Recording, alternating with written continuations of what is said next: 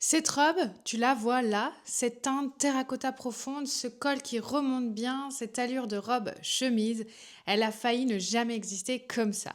Cette vidéo est une collaboration commerciale avec la marque Teinture Haute Couture et je vais te raconter absolument tout. Pourquoi j'ai teint ce tissu au lieu de simplement l'accepter tel quel, comment j'ai vécu un vrai échec avant de comprendre ce qui n'allait pas et surtout, je vais te montrer étape par étape comment teindre toi-même un tissu pour que tu puisses le faire chez toi si un jour un tissu te déçoit. Parce qu'il y a un moment précis dans cette histoire où j'ai vraiment cru avoir tout raté. Un tissu abîmé, une marque injoignable et une décision que j'ai dû prendre toute seule sans savoir si elle allait fonctionner.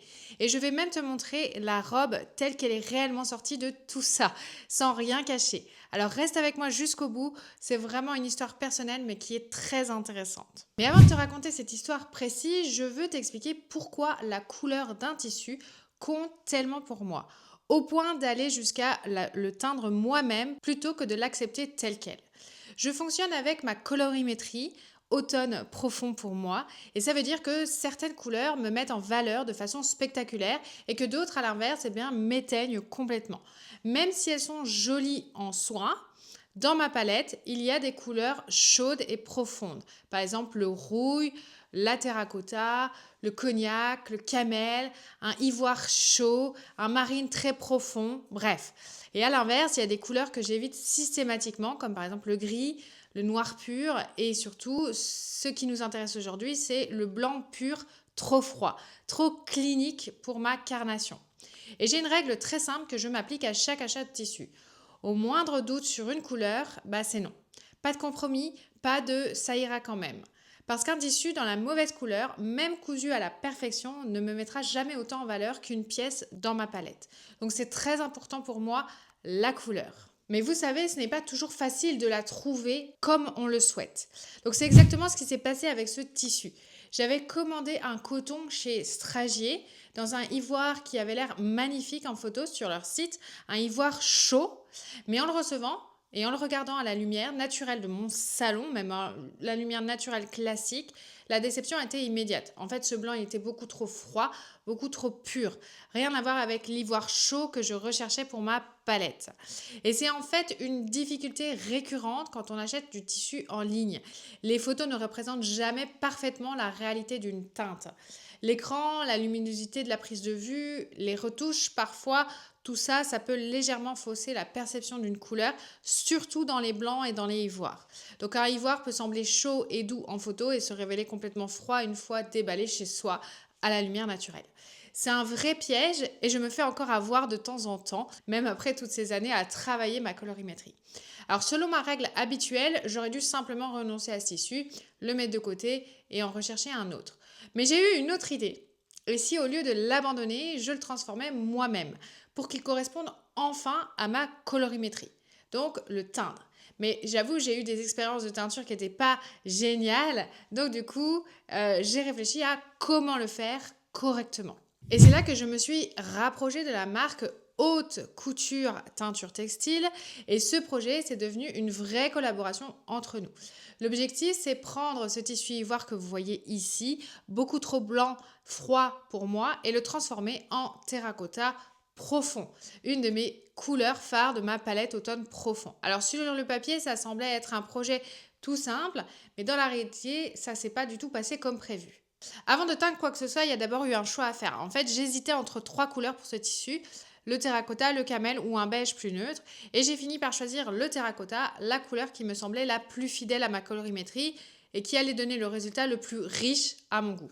Donc une fois ce choix fait, il y a une étape de préparation essentielle. Il faut d'abord bien laver le tissu pour retirer tout après ou résidus qui pourraient empêcher la teinture de bien prendre. Donc bien le laver, bien le sécher. Ensuite, on passe à la teinture. Donc ça se passe aussi dans la machine à laver. On met la poudre de teinture directement dans le tambour. Vous pouvez aussi un petit peu la mettre pour qu'elle rentre bien dans les picots du tambour. Et ensuite, vous devez peser votre tissu. Donc moi, il pesait 550 grammes et un pot de teinture, c'est prévu pour 600 grammes. Donc j'ai utilisé le pot entier. Donc on place toute la teinture. On place ensuite le tissu non mouillé, vraiment le tissu sec dans la machine. Et on lance un cycle coton à 40 degrés ou plus. Un cycle coton long. Une fois ce premier cycle terminé, il faut refaire un second cycle. Et cette fois avec de la lessive. Donc vous laissez le tissu dedans et vous relancez une autre machine, coton 40 degrés ou plus, avec de la lessive. Ça permet de bien rincer et de fixer la couleur. Et ensuite, on sort le tissu de la machine et on le fait sécher à l'air libre sur un séchoir, pas dans un sèche-linge. Et pour finir, il ne faut pas oublier de refaire tourner la machine à vide avec de la lessive pour bien la nettoyer et éviter que des résidus de teinture ne salissent les prochains lavages de linge. Et une fois le tissu bien sec, on peut enfin passer à la découpe.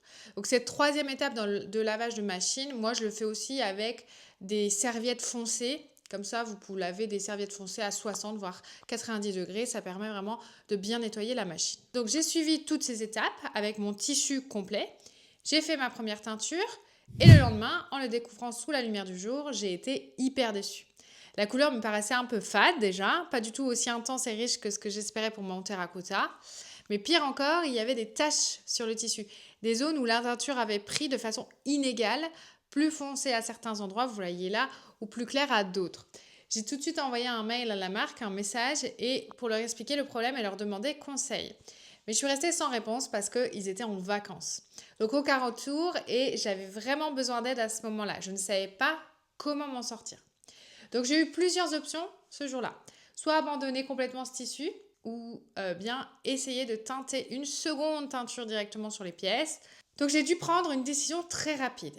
Et la décision que j'ai prise, elle demandait un peu de courage. En fait, j'ai coupé toutes les pièces de ma robe dans ce tissu qui était finalement abîmé par des taches. J'ai surfilé toutes les contours pour les protéger parce que si on ne surfile pas toutes les pièces, eh ben, elles peuvent s'effilocher. Et le lendemain matin, j'ai relancé une deuxième teinture. Cette fois, directement sur les pièces coupées et surfilées.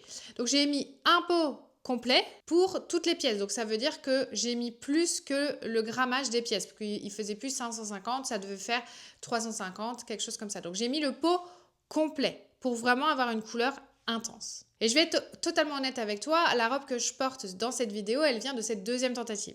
Et si tu regardes bien, elle a encore quelques légères traces de cette teinture pas totalement maîtrisée. Ce n'est pas un tissu parfaitement uni du premier coup, mais j'ai décidé de coudre cette robe quand même et de te la montrer telle qu'elle parce qu'elle fait partie intégrante du processus. Elle raconte une histoire, celle d'un projet qui ne s'est pas déroulé comme prévu, où j'ai dû chercher, tâtonner, recommencer. Et je trouve que ça a autant de valeur qu'une pièce parfaitement lisse sortie du premier essai. C'est la preuve concrète de tout ce cheminement et de tous ces problèmes. Alors du coup, il faut que je vous explique la vraie cause de ces taches et comment faire pour ne plus les avoir. Parce que cette robe cousue, mes questions, elles n'étaient pas encore résolues. Donc j'ai voulu vraiment comprendre pourquoi ces taches apparaissaient. Alors j'ai continué à expérimenter après coup avec d'autres teintures. J'ai refait des essais en machine, j'ai tenté des teintures à la main pour isoler ce qui se passait vraiment et quel était le problème. J'ai fini par trouver la cause et c'est pour ça que je vous en parle dans cette vidéo. Le cycle coton de ma machine à laver pèse le linge à l'intérieur et ajuste automatiquement la durée du cycle en fonction de ce poids. C'est le cas de la plupart des machines aujourd'hui. Donc avec un tissu seul ou en petite quantité, la machine détecte une charge légère et en fait me raccourcit le cycle. Résultat, la teinture n'a tout simplement pas assez de temps pour bien s'imprégner dans les fibres. C'est exactement ce manque de temps qui crée ces taches et cette couleur inégale. C'est pas un problème de dosage ni de qualité du produit puisque j'avais fait les étapes correctement, mais la solution c'est de maximiser la quantité de tissu dans la machine pour que la charge soit plus lourde et que le cycle dure plus longtemps. L'objectif c'est d'atteindre un minimum de 2 heures de cycle, et le plus c'est le mieux, pour laisser à la teinture tout le temps nécessaire pour bien pénétrer les fibres de façon homogène. Le mieux, c'est vraiment 2h15, 2h30. Moi, je l'ai retenté sur d'autres vêtements et ça marche à chaque fois. Donc, le temps de la machine est vraiment super important et faites bien attention à ces machines qui pèsent. Mettez des cycles super longs. Par exemple, moi, je mets un cycle maintenant très long qui fait 3 heures sur ma machine et du coup, quand il pèse, il est à 2h15. Donc ça, c'est bien. Cette découverte, je ne compte surtout pas la garder pour ce seul projet.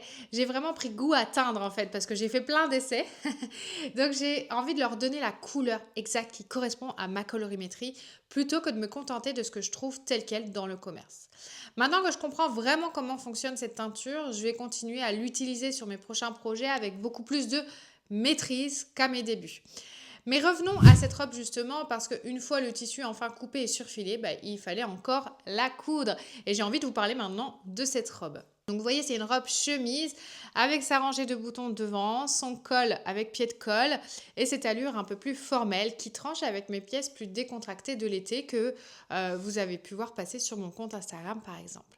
Le col ici, il structure vraiment le haut du corps. La rangée de boutons, elle crée une ligne verticale et ça allonge ma silhouette parce que moi, je suis petite. Oui, oui. Et la coupe, elle reste ajustée à la taille sans jamais serrer. C'est le même principe que la robe droite dont je vous ai montré en vidéo il n'y a pas très longtemps.